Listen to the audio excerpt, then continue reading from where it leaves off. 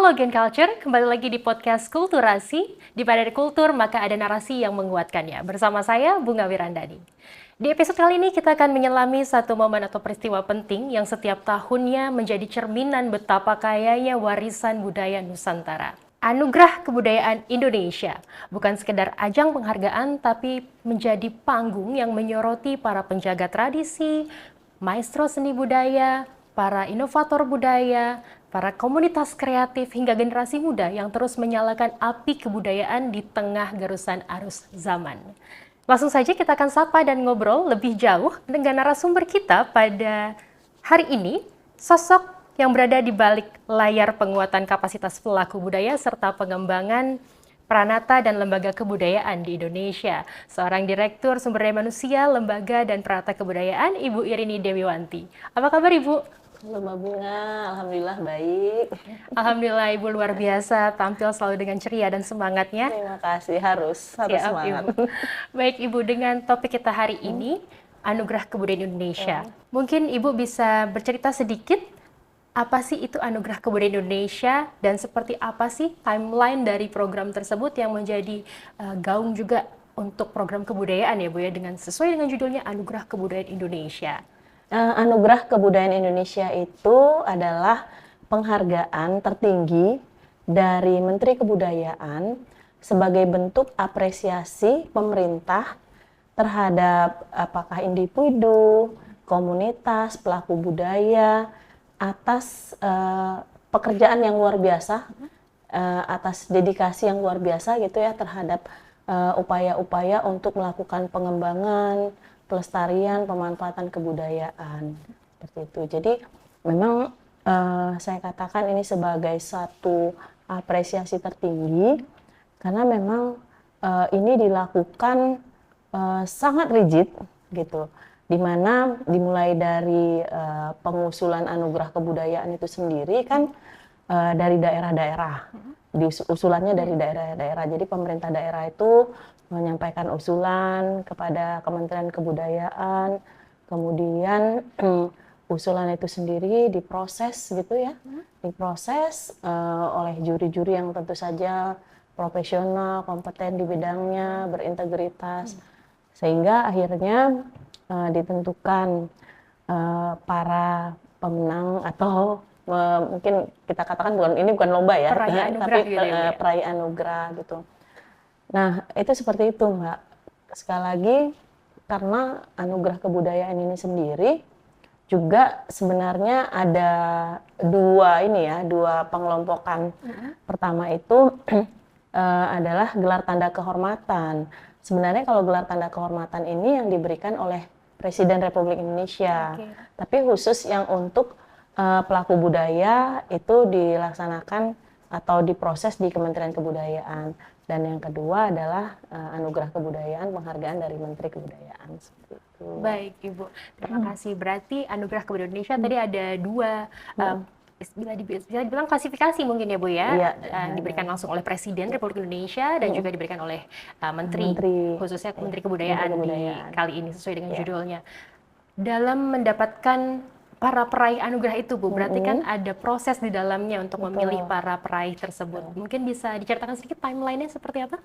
Iya, sebenarnya kalau kita itu sosialisasi apakah bentuknya misalnya dengan webinar, kemudian juga langsung bersurat antara Menteri Kebudayaan menyurati para gubernur se-Indonesia dalam rangka akan dilaksanakannya Anugerah Kebudayaan Indonesia seperti itu. Jadi itu kita tahapannya memulainya seperti itu untuk sosialisasinya, Mbak. Kemudian kita juga sudah launching waktu itu websitenya karena website ini adalah sebagai media untuk para pengusul memasukkan data, mengupload datanya, data usulan maksud saya itu ke dalam website ini gitu, sehingga nanti kita bisa langsung melihat siapa-siapa saja yang sudah mengusulkan, kemudian kelengkapan data dan lain sebagainya. Ada dua pihak pastinya. Yang pertama adalah untuk kepentingan si pengusul sendiri, yang kedua sebagai kontrol kita ya terhadap kelengkapan data dan lain sebagainya sebagai syarat dari usulan untuk penerimaan anugerah kebudayaan Indonesia. Kemudian kita menerima usulan dari daerah-daerah. Karena kenapa dari daerah-daerah? Karena memang gitu, baik itu pemerintah daerah maupun melalui unit pelaksana teknis Kementerian Kebudayaan melalui Balai Pelestarian Wilayah se-Indonesia gitu. Nah, harapannya bahwa mereka itu adalah orang-orang artinya ujung tombak kita ya, yang tahu persis kondisi pelaku seni budaya kita yang ada di daerah-daerah yang sebenarnya kontribusinya untuk pelestarian kebudayaan itu sangat luar biasa tadi ya, dedikasinya dan lain-lain. Tetapi sejauh ini belum ada kehadiran pemerintah dalam bentuk apresiasi apapun. Jadi makanya usulan itu kita harapkan dari daerah-daerah, itu yang pertama. Yang kedua, karena memang sekali lagi ini juga sebagai suatu kesempatan untuk daerah dimanapun. Nah, kalau nantinya pemerintahan sendiri itu hanya pemerintah daerah, maksud saya hanya membantu untuk merekomendasikan juga dengan Balai Pelestarian Wilayah gitu, memberi rekomendasi terhadap usulan-usulan calon penerima. Dengan kata lain, pemerintah daerah tuh hadir untuk mendukung ya, eksistensi pemerintah daerah seniman di wilayahnya untuk gitu, ya? para seniman di wilayahnya. Siap Ibu. Berarti itu tadi AKI itu sebagai program dari pemerintah berperan aktif gitu ya Bu untuk mendukung ekosistem kebudayaan nasional dari daerah maju ke tingkat nasional dan diketahui oleh seluruh Indonesia. Dan untuk direkomendasikan itu terkait juga nanti untuk regenerasi ke depannya, berarti betul ya Bu? Betul. Untuk ya, karena memang AKI ini, apresiasi ini kan juga kita berikan selain sebagai bentuk penghormatan, tetapi juga sebagai bentuk menjaga ekosistemnya, gitu. Ekosistem yang dimaksudkan ini juga artinya juga kita menyiapkan regenerasi dari para maestro-maestro kita yang umumnya usianya ya mohon maaf ya Mbak sudah di atas 70 gitu. Itu kan kita ibaratnya, kalau ini bukan bicara tentang usia, tapi kalau kita ibaratkan produktivitasnya kan udah kebayang ya dengan sampai usia mereka segitu, bisa dikatakan sebagai maestro gitu ya Bu ya. Berarti kan ada poin penting di dalamnya, apa sih yang membedakan mereka dengan seniman-seniman lainnya yang belum menyandang gelar maestro. Iya. Baik, berarti mungkin kalau Ibu boleh ceritakan sedikit tindak nyatanya tuh seperti apa Ibu dari AKI itu sendiri yang menjadi alat penggerak dari keberlanjutan ekosistem atau SDM kebudayaan. Sejak awal adanya Anugerah Kebudayaan Indonesia ini kan bukan berdiri sendiri, artinya nih sebagai sebuah penghargaan, ajang penghargaan dan selesai. Karena gitu, setelah khususnya karena ada banyak kategori ya, ini saya bicara khususnya untuk Anugerah Kebudayaan Indonesia kategori maestro seni tradisi. Itu pertama, itu kan sebagai sebuah data yang luar biasa, ternyata kita punya maestro-maestro seni ya, yang tradisi tersebar di seluruh Indonesia. Itu data yang luar biasa saya katakan. Karena ini kaitannya juga untuk warisan budaya tak benda kita dan lain sebagainya, itu satu. Yang kedua gitu, ini juga karena kita katakan bahwa kehadiran pemerintah itu nggak cukup hanya mendampingi, tapi bagaimana mendorong bahwa terjadinya regenerasi. Nah, ketika kita bicara tentang terjadinya regenerasi, maka setelah pasca mereka mendapatkan Anugerah Kebudayaan Indonesia ini, kita masih mendampingi. Ada dua hal, Mbak. Pertama, adanya semacam apresiasi, ya walaupun dananya minimalis mungkin ya, tetapi ini sebagai sebuah stimulan untuk bagaimana maestro ini tetap kreatif, tetap produktif, mempunyai anak didik gitu, mengajarkan atau transfer pengetahuannya kepada generasi muda. Kemudian juga ya untuk menjamin bahwa pekerja seni ini juga harus ada perlindungan. Kita sampai mengupayakan untuk jaminan sosial ketenagakerjaan seperti itu. Kemudian upaya-upaya ini juga dilakukan dengan misalnya kegiatan-kegiatan lain yang sebagai tindak lanjut. Misalnya kita di bagian lain dari kegiatan Anugerah Kebudayaan Indonesia ini, kita misalnya ada panggung maestro dan lain sebagainya. Jadi ini sekali lagi bukan berhenti hanya sampai di Anugerah Kebudayaan Indonesia selesai, tapi banyak hal yang sebenarnya bisa kita lakukan. Karena sekali lagi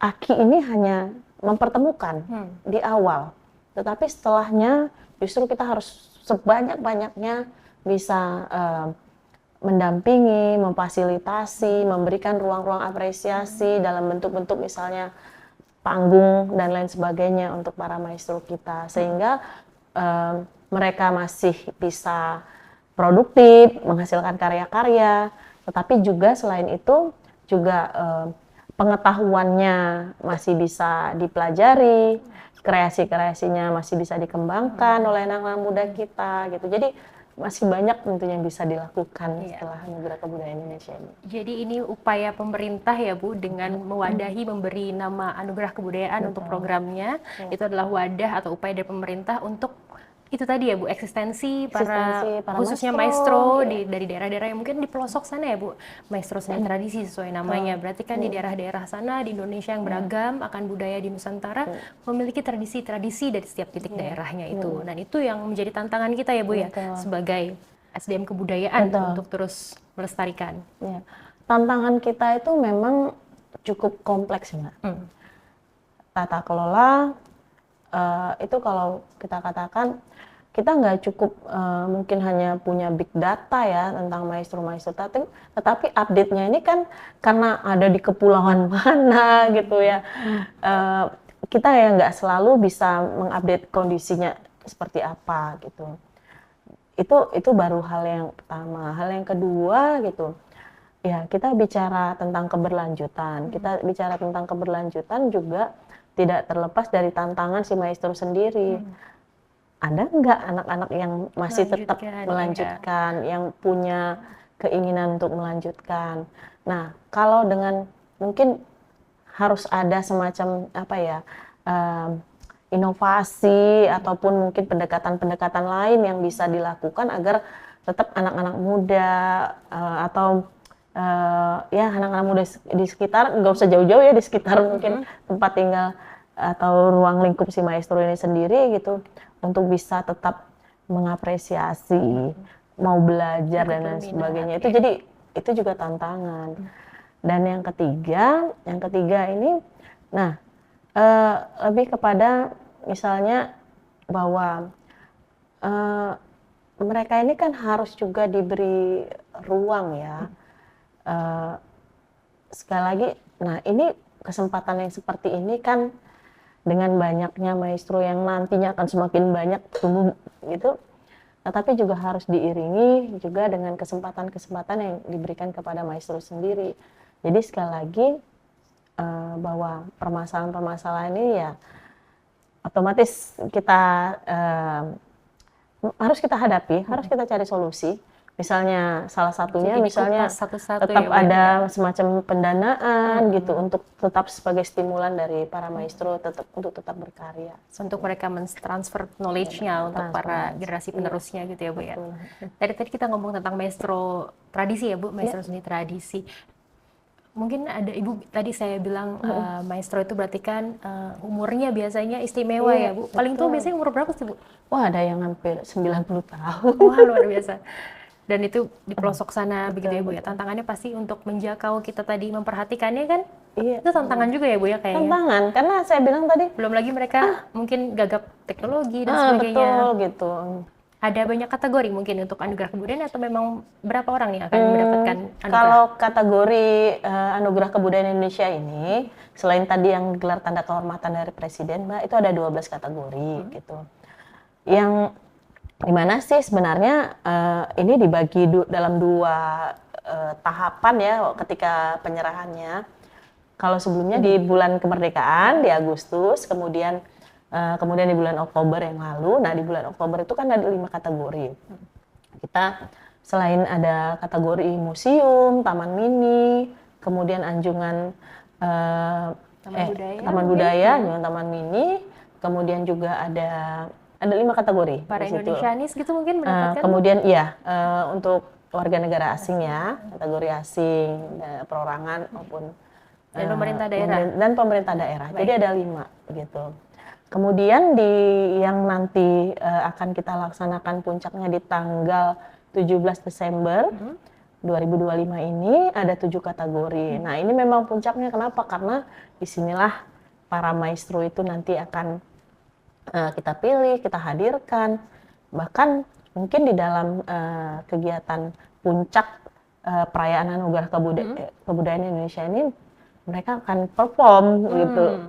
Jadi nanti di puncak malam puncak Anugerah Kebudayaan Indonesia ini di tanggal 17 Desember 2025 yang akan kita laksanakan di Ciputra Artpreneur Jakarta gitu.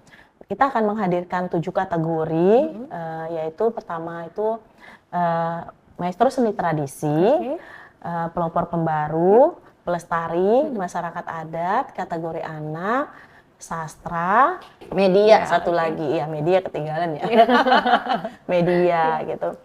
Jadi ini kategori yang lumayan secara usulan juga lumayan banyak, variatif ya, dan variatif sekali gitu. Dan memang benar-benar ini hal yang ditunggu-tunggu dari daerah-daerah gitu. Benar sekali. Kalau boleh tahu filosofinya apa tuh Bu dari keberagaman kategori itu? Kenapa yang diadakan kategori-kategori tersebut gitu? Ya, karena dengan keragaman adat budaya suku yang ada di seluruh Indonesia gitu. Ini sebuah kebudayaan itu kan inklusi ya. Jadi memang benar-benar tidak ada sebenarnya keunggulan gitu, tetapi bahwa kebudayaan itu adalah semuanya itu adalah sebagai sebuah nilai-nilai luhur dari suatu bangsa. Keberagaman itu adalah sebuah anugerah yang tentunya sangat patut kita syukuri sebagai sebuah bangsa, sehingga justru ketika menghadirkan para maestro ini gitu di dalam Anugerah Kebudayaan Indonesia, justru kita semakin semakin kita merasa takjub, semakin kita bangga sebagai bangsa yang sangat luar biasa, adidaya budaya. Itu yang mungkin bisa kita maknai. Baik Ibu, tadi saya kalau boleh menggarisbawahi 7 kategori tersebut, sepertinya ada beberapa yang kontras dari nama-nama maestro seni tradisi, dilanjutkan dengan pelestari, berarti kan melestarikan tuh ya Bu untuk para pelestari. Selanjutnya ada masyarakat adat berarti kan juga erat kaitannya dengan tradisi mereka, dengan adat mereka masing-masing. Tapi di situ ada yang cukup unik, ada pelopor pembaru. Nah itu ada hal yang kontras antara tradisi dan pelopor pembaru atau inovasi baru. Bagaimana Ibu melihat keseimbangan dari dua hal tersebut? Jadi gini, sebenarnya kalau Anugerah Kebudayaan Indonesia ini kan kita bicara bukan hanya tradisi saja, tapi juga sampai seni budaya kontemporer gitu. Bukan hanya bicara tentang cagar budaya di dalam konteks kita melestarikan dalam konteks perlindungannya gitu, tapi bagaimana pemanfaatannya gitu. Nah, kalau bicara dua hal ini berarti yang pertama maestro tradisi itu adalah sebagai pencetus, sebagai pencipta, bisa saja seperti itu, Mbak. Kemudian dia terus menerus untuk melakukan pelestarian.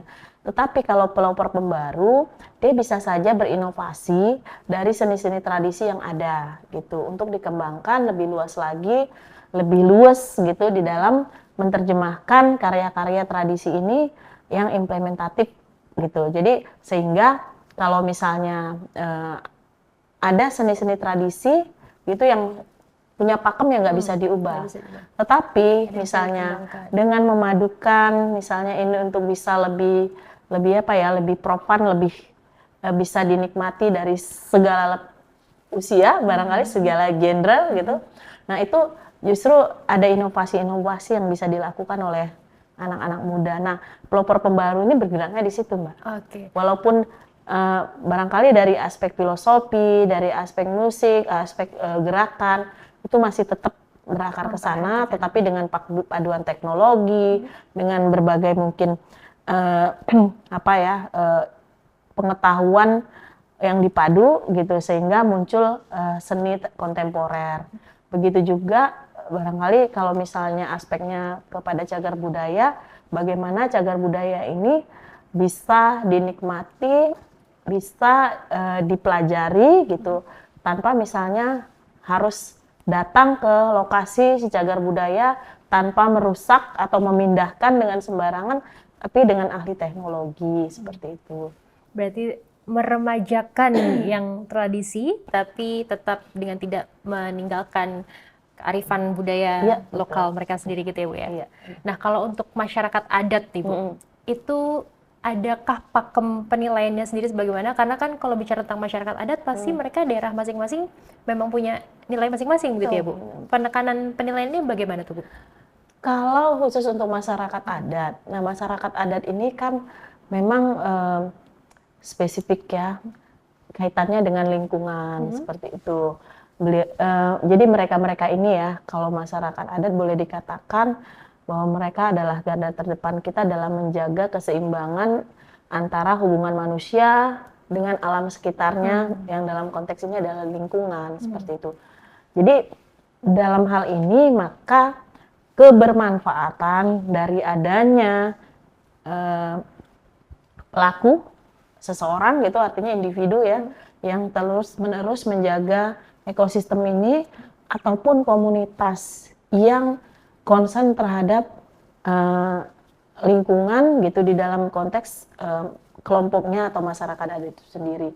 Jadi ini yang menjadi concern sih pada juri ketika melakukan penilaian, Mbak. Berarti memang sudah dipastikan juri-jurinya juga yang kapabilitasnya menyangkupi itu semua gitu ya Bu ya? Betul. Mereka juga Kita masyarakat ada pelibatan itu kalau jurinya yang masyarakat adat, memang ada akademisi, ada aktivis memang masyarakat adat, kemudian juga ada periset dan lain sebagainya. Budayawan udah pasti. Luar biasa, karena pasti bisa dibayangkan ini kan nggak sembarangan pasti untuk filterasinya untuk mendapatkan para peraih anugerah kebudayaan Indonesia ini. Di awal, tadi kalau kita flashback sedikit, Ibu sempat menceritakan timeline dari program ini sendiri. Ada sosialisasi di tahap pertamanya, selanjutnya kita menginfokan kepada Pemda untuk mereka menyebarluaskan kembali kepada masyarakat luas, dan mereka mengusulkan melalui website. Betul. Dan Ibu tadi sempat menyebutkan juga udah di-spill nih tanggal malam puncaknya di tanggal 17 Desember 2025 di Jakarta di Ciputra Art Premier ya Bu ya? Iya. Pasti bakal mewah banget Ibu ya? Insya Allah. Insya Allah. Jadi kita bukan masalah grandenya kemewahan dan lain sebagainya, tetapi bagaimana sekali lagi sebenarnya yang kita maknai seseorang yang sudah puluhan tahun, karena minimal kan seorang maestro itu 50 tahun Mbak. Iya. Gitu, sudah puluhan tahun mendedikasikan dirinya untuk pelestarian seni tradisi.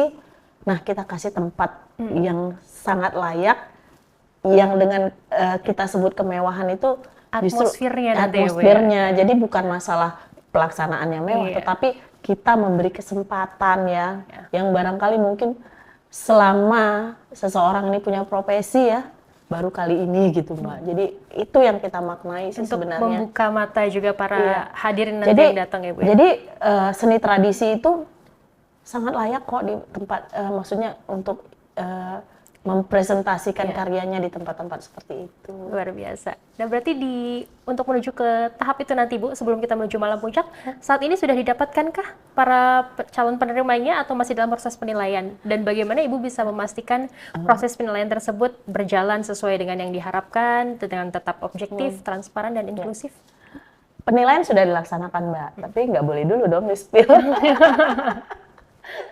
Iya ya, nanti sudah dilaksanakan. Ya. Dewan juri juga sudah bekerja sangat-sangat baik, dan saya sangat berterima kasih dengan para juri ya yang sudah bekerja keras secara profesional, dan saya sangat kagum tentunya dengan beliau-beliau ini yang sudah melakukan penilaian sampai dengan saat ini. Sudah ada nama-nama, ya itu memang tidak boleh kita sampaikan dulu, tetapi nanti insya Allah teman-teman itu akan bekerja tentu menghubungi para calon penerima, karena di tanggal 17 itu beberapa, nggak semua ya, karena kan juga ada berbagai kategori ya, tetapi sebagian besar akan perform. Berarti mereka membuktikan secara nyata ini loh karyaku gitu ya Bu ya? Betul sekali. Nah untuk tadi kita menjaga objektivitas tersebut, berarti dalam proses penilaiannya apakah penilaian itu berjalan hanya melalui website itu saja, dilihat data-datanya, atau mungkin memang ada terjun lapangan Ibu untuk verifikasi lapangan? Sebagian itu memang gini, kita kan dengan waktu yang sangat-sangat singkat gitu. Kalau yang sebagian yang memang sudah sangat dikenal, barangkali kan ada media bisa sosialnya ya gitu Mbak, ya, di search langsung misalnya memang layak ya, gitu ya. dan itu sudah ada di platform-platform misalnya apakah dinas yang mengurus kebudayaan, apakah UPT kita, bahkan kalau sekarang kan mungkin yang bersangkutan atau si maestro ini sendiri tidak begitu ini ya dengan digital gitu, misalnya dengan berbagai, tapi bisa dibantu oleh komunitas atau yang lain-lain. Jadi kadang-kadang kita sendiri ternyata waktu kita searching itu udah seliwer-seliwer gitu, seorang penutur tradisional misalnya gitu, dan sudah banyak tampil dan banyaklah diupload gitu. Nah itu kan sudah memberi keyakinan kita ya, itu pertama. Yang kedua, verifikasi lapangan misalnya ke lokasi langsung sangat memungkinkan Mbak untuk melihat sendiri bagaimana kondisi dari para maestro itu sendiri dalam transfer pengetahuan gitu. Apakah dia punya sanggar, mengelola sanggar, punya murid dan lain sebagainya gitu. Dan bahkan kita juga bisa mengkonfirmasi dengan misalnya orang-orang yang kita anggap dapat memberikan informasi yang kredibel lah gitu. Misalnya apakah dengan muridnya atau siapapun yang misalnya bisa memberikan informasi dengan misalnya wawancara dan lain sebagainya. Berarti risetnya memang diperlukan ya Bu ya. Betul. Baik itu kita lakukan sendiri dengan searching di media sosial yang sudah terpampang nyata, banyak sekali berseliweran di sana. Bisa juga tadi Ibu bilang spill-spill dari orang-orang yang memang punya kredibilitas dengan phone a friend gitu ya Bu, checking dulu. Terus juga bisa juga langsung terjun ke lapangan kalau memang benar-benar antar juri ini mungkin berkelit gitu ya, yang mana nih yang terbaik gitu ya Bu. Luar biasa sekali. Berarti tidak hanya satu orang ya Bu yang mendapatkan dari setiap kategori tersebut? Setiap kategori itu ada yang 5, seperti maestro seni tradisi itu 5. Tapi misalnya kategori untuk media itu ada 3. Kemudian juga kategori anak juga itu cuma 3 ya. Iya. Itu Mbak. Jadi nggak semua. Tidak ada pemenang nanti di tunggal tanggal ibarat kata ini gitu. ada 31 calon penerima sih. Luar biasa, totalnya. banyak sekali. Jadi semakin banyak kita memberikan apresiasi, semakin bahagialah para pelaku budaya itu. Itu adalah bukti nyata pemerintah di sini hadir untuk pelaku budaya tersebut. Ya, Bu. Luar biasa, baik Ibu. Kalau boleh Ibu ceritakan sedikit nih sebelum kita menuju akhir di obrolan kita pada hari ini, apakah visi jangka panjang dari program AKI itu sendiri dan perannya dalam perjalanan pemajuan kebudayaan nasional, Ibu selaku Direktur Bina SDM Lembaga dan Pranata Kebudayaan? Visi kita adalah bahwa pemajuan kebudayaan harus selaras dengan memajukan SDM-nya, gitu. Di mana SDM kita ini adalah para pelaku budaya yang sudah berkiprah secara konsisten bertahun-tahun, maka saya katakan lagi seiring sejalan. Jadi pemerintah itu akan tetap mendampingi, kemudian juga pelakunya tetap terus berkarya. Seperti itu Mbak.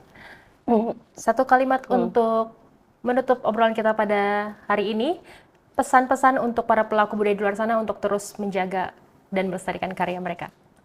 Ya, tetap semangat bahwa pemerintah itu nggak akan tidur, tetap akan melayani. Walaupun luasan negara kita ini sangat luar biasa, tapi kita tetap dengan tentunya berjejaring, bekerja sama, dan saling bertukar informasi antara sesama komunitas. Insya Allah kita bisa tentunya bergandengan tangan, bekerja terus-menerus, mengupayakan akan semakin banyak, semakin bertumbuh maestro-maestro kita yang bisa kita layani. Baik, terima kasih banyak Ibu Rini. Kalau boleh di-spill lagi nih Bu, untuk hadir di tanggal 17 itu undangan pilihan atau boleh masyarakat mendaftar di online mungkin? Masyarakat nanti bisa mendaftar di online Luar juga. biasa, sehingga mereka bisa mempelajari untuk tahun depan mungkin mereka mau mengajukan untuk mendapatkan anugerah tersebut. Betul Ibu ya. sekali Mbak Bunga. Baik, Gen Culture, itu dia tadi akhir dari obrolan kita terkait dengan program Anugerah Kebudayaan Indonesia, di mana pemerintah berupaya untuk hadir, untuk memberikan payung, melindungi, dan memperhatikan, mengapresiasi para pelaku budaya di seluruh Indonesia. Karena sesungguhnya mereka yang menjaga budaya adalah menjaga para penerus bangsa. Itu dia tadi obrolan kita hari ini, dan jangan lupa di like, comment, and subscribe di YouTube Kementerian Kebudayaan dan juga kanal YouTube Indonesiana TV. Dan sampai jumpa di episode podcast Kulturasi berikutnya. Salam budaya. Salam budaya.